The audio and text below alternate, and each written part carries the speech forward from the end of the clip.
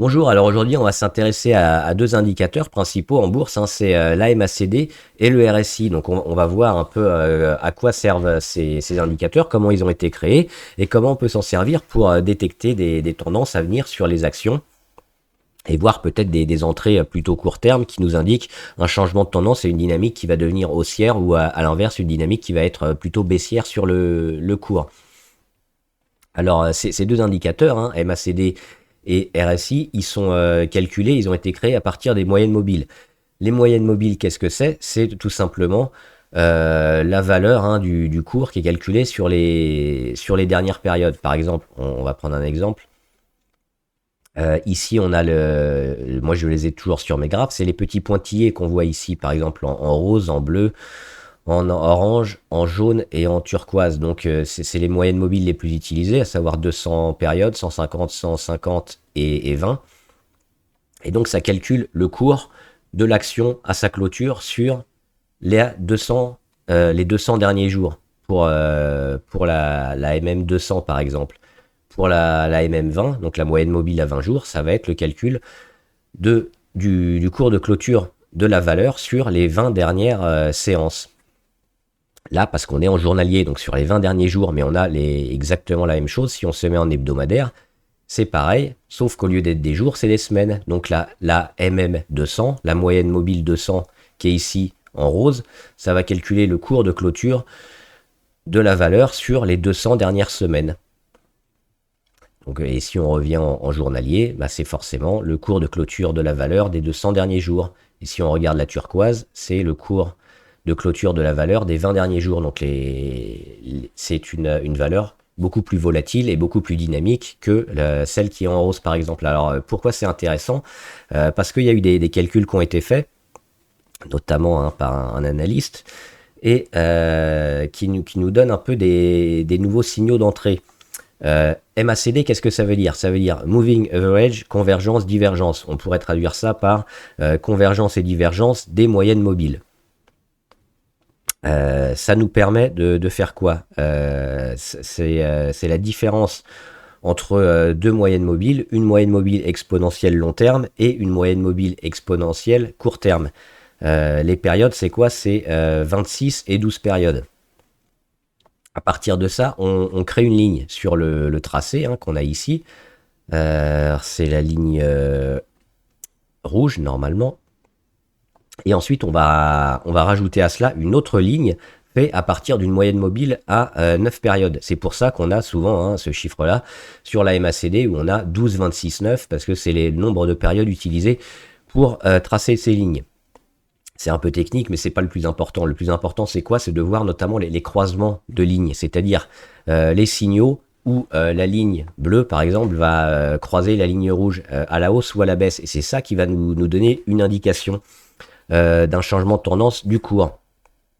On le voit ici, par exemple, la ligne bleue, elle croise à la baisse la ligne rouge, c'est-à-dire qu'elle est au-dessus et qu'elle va aller vers le bas. Donc on peut s'attendre à une tendance négative du cours, et c'est effectivement ce qui s'est passé. On le voit ici, on est très haut en plus. Plus on est haut ou plus on est bas, plus on a des écarts importants par rapport à la ligne des zéros, plus les chances effectives d'avoir un changement de tendance fort va être intéressant. Et là, c'est ce qui s'est passé. Hein. Alors, c'est pas au jour près, mais on a ce croisement de lignes, cette inversion de tendance. Ça continue de monter un peu, et puis finalement, ça va descendre, descendre, descendre. On le voit ici, il y a assez peu de force. Il y a pas mal de croisements à la hausse, à la baisse. Le titre baisse, mais on n'a pas de signaux importants parce qu'il n'y a pas une réelle force intéressante. C'est aussi intéressant de corréler hein, les indicateurs entre eux et pas de prendre juste un signal et de rentrer aveuglément dessus, hein, forcément, parce qu'on a beaucoup de signaux et c'est plus intéressant d'en avoir plusieurs qui donnent les mêmes signaux, que ce soit vert ou rouge, hein, en gros, que ce soit haussier ou baissier. Ça a certainement plus de chances de fonctionner. Hein. Il n'y a pas 100% d'occurrence de réussite sur des signaux comme ça. Là, on a par exemple la même chose. On est relativement bas. On voit qu'on a la ligne bleue qui croise la ligne rouge à la hausse. Donc on peut s'attendre à une hausse du titre, et c'est effectivement ce qu'elle a fait. Alors pas longtemps, mais après elle rebaisse. Et là, dernièrement, hein, autour du 31 janvier, la ligne bleue vient croiser la ligne rouge. On est ici, on peut s'attendre à une baisse. Alors on a eu un petit rebond. On était sur les 704, on rebondit sur les 721, mais après, effectivement, on baisse bien parce qu'on était aussi assez haut, donc c'est ça.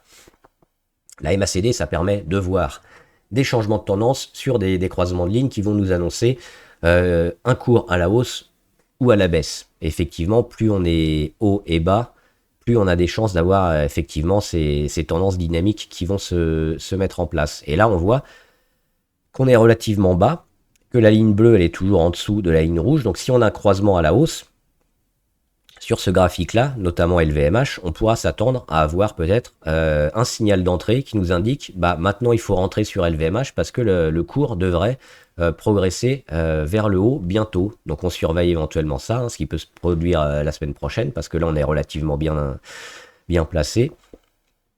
Et on pourrait éventuellement jouer LVMH à la hausse. On va voir maintenant le RSI. Donc c'est le deuxième graphique qui est un peu plus bas ici. RSI, qu'est-ce que ça veut dire? Ça veut dire Relative Strength Index. C'est un index de force relative. Comment il est calculé? Lui, il est calculé à partir des moyennes mobiles aussi, mais des 14 derniers jours. Et ça nous donne, alors c'est un chiffre aussi un peu, un calcul un peu compliqué où on a H sur B fois 100, moins, enfin, etc. Je vous passe les détails, si ça vous intéresse, vous regarderez sur Internet, mais bon, dans l'ensemble, ça nous donne un chiffre entre 0 et 100. On l'a ici, 0 on est tout en bas, 100 on est au-dessus, et ça nous donne une tendance où quand on va vers le 0, le cours devrait baisser, et quand on monte un peu vers les 100, le cours devrait être haussier. On le voit ici. Alors là c'est petit, mais quand on s'arrête, notamment on a les chiffres sur les graphes, donc il suffit de s'arrêter sur le cours du jour, et on voit là, RSI on est à 54 le lendemain, RSI, on est à 50, etc. Le lendemain, RSI, on est à 47. Donc on voit qu'on a une tendance qui va plutôt vers le bas, et effectivement, le RSI va aller vers le bas, et le cours va aussi aller vers le bas. Ça, c'est pour la première chose, et on a un peu amélioré cet indicateur avec des lignes de surachat et de survente. Alors, on les met généralement à 70-30. Il y en a qui les mettent à 80-20. C'est un peu élevé, un peu excessif. Généralement, c'est 70-30. C'est-à-dire qu'au-delà de 70, on le voit ici, c'est la ligne bleue du haut, on est en surachat. Et en dessous de 30, on est en survente. Qu'est-ce que ça veut dire? Alors là, c'est un peu complexe aussi à utiliser le RSI parce qu'on peut l'utiliser de manière différente. La première donnée qu'on peut avoir notamment sur le RSI, c'est que quand on est en surachat, et ben forcément, on va avoir un retour à la moyenne logique et donc un cours qui va s'ajuster plutôt à la baisse parce que là, on était un peu haut. Donc on voit quand on dépasse les 70, on peut s'attendre à ce que ce soit un peu la fin de l'euphorie et qu'on ait un retour vers le bas. Dans beaucoup de cas, c'est le cas effectivement. Et là on le voit, on casse le RSI ici autour des 716, 718. On va un peu plus haut et derrière, on a une baisse parce que le cours ne reste jamais très longtemps en surachat. Et l'inverse, c'est pareil. Quand on est sous les 30 au niveau RSI, on est en survente, c'est-à-dire que c'est probablement le moment d'acheter parce que le cours va remonter à la hausse. Le problème, c'est que on a aussi sur le RSI beaucoup de contre-exemples où on a des valeurs qui sont extrêmement achetées quand il y a un momentum très fort. Et là, on peut passer très longtemps sous les 30 niveaux RSI ou très longtemps au-dessus des 70 et avoir un cours qui flambe.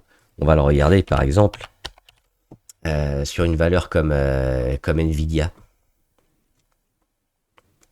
Ici, on casse le RSI. On était, alors c'était pas les 50 à l'époque, je crois que c'était les 500, mais on casse le RSI. Donc on est sur les 50, on va prendre avant le split. Et le cours monte. On le voit au RSI, on est à 70, 80, 90 normalement. Dans la plupart du temps, ça amène une correction. Mais là, comme on est dans un momentum particulier, avec un contexte particulier sur l'intelligence artificielle, ça va être énormément acheté. Et on voit que justement, c'est pas le moment de vendre quand on est au-dessus des 70 parce que il y a tout un contexte qui va se mettre en place et qui va continuer de faire monter l'action. Et on va comme ça multiplier le cours de l'action quasiment par 2 très rapidement. Donc c'est pour ça que le RSI, c'est un peu qui tout double. C'est soit on a une tendance qui commence à s'essouffler quand on dépasse les 70 et il faut plutôt vendre, ou à l'inverse, on a un momentum très fort et c'est dans ces périodes-là où on a énormément de progression sur les actions. L'inverse, hein, pareil, quand on a une action qui baisse, on est sous les 30, on peut s'attendre à un rebond. Mais des fois, c'est un peu la catastrophe, c'est vendu, c'est survendu, il y a des problèmes financiers et l'action elle reste toujours sous les 30 et le cours est divisé par 25, 30, 50, 100, 90%. Donc il faut faire attention à ça. Et il faut voir un peu justement le contexte général et le comparer avec d'autres indicateurs. Et enfin, on a les divergences. Les divergences, c'est quoi? C'est fait à partir du RSI notamment. Alors j'en avais noté une petite. Il y en a beaucoup d'autres, mais bon, c'est juste pour vous montrer. Par exemple, sur Snowflake ici. Une divergence, qu'est-ce que c'est? C'est un peu quelque chose de différent. C'est-à-dire que sur le cours de l'action, on voit que le cours va baisser. C'est pas ici, c'est là.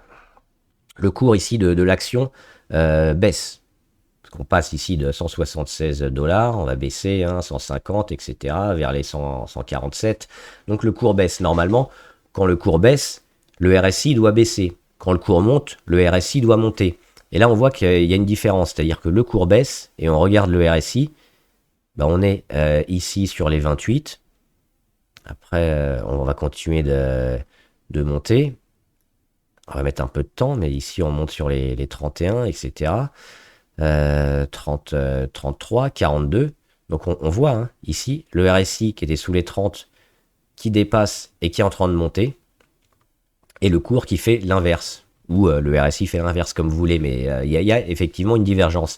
Ça nous annonce généralement, à ces cassures de divergence, un changement de dynamique. Donc là, en l'occurrence, comme le cours est en train de baisser, si on casse cette divergence à la hausse, on devrait avoir un cours haussier. C'est ce qui s'est passé, alors pas longtemps, mais effectivement, on pouvait l'anticiper.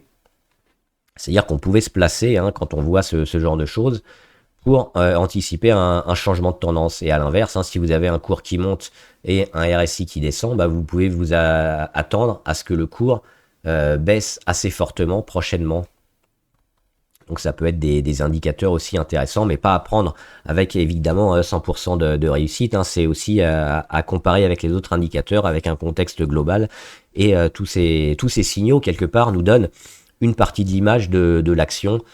Ça nous permet d'anticiper un peu la tendance à venir, qu'elle soit haussière ou baissière. Voilà, j'espère que la vidéo vous a aidé. Si vous avez des questions, comme d'habitude, n'hésitez pas, mettez-les en commentaire sur les indicateurs en bourse, donc qui permettent de rentrer et d'avoir des fenêtres comme ça, plutôt court terme, sur les tendances qui vont se mettre en place sur la valeur. Bon trade, à plus!